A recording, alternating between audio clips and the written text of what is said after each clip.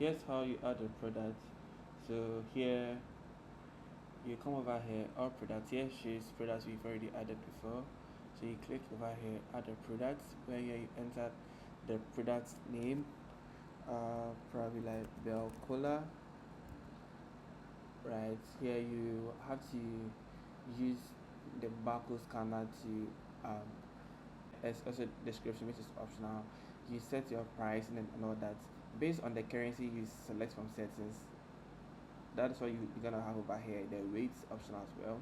So here you can enter the current stock, the low stock, or in-app push notification. Here you select the categories as well, and also here you select the unit of measure, and you can also upload the image of the product, right? So we have two ways of adding a product. Either you go through this single manual process, or you go through the inbox. So here you can import, you can download a template to help you fill out that. So if I should download this template over here and I should open it, right? So you can follow this process to manually enter your product details over here, and you upload going through the bulk way, or you upload um, individually. So I have some products I would like to upload, so I'll quickly upload from here. So there are about 20 products.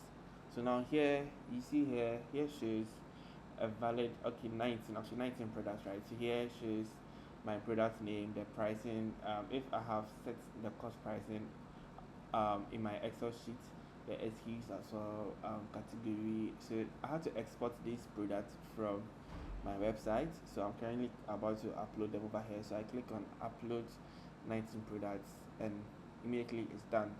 Right. So now here shows all the products that like I have uploaded, and also it creates the categories for me. So also you can also come here to create a category, let's say cereals, right, and select an icon for it, and also a color for the category as well, and you can be able to add that category.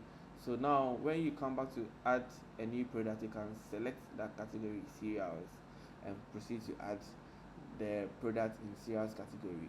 So here's how to use um, the bulk product and also the individual product. You can also change the view from grid, so list view as well, right?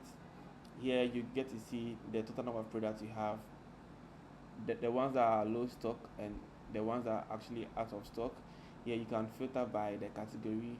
Also you can filter by the ones in stock, low stock, out of stock, and yeah. So you can filter by all these various types, and here you get to see the total value of your products uploaded on the platform. So that is it.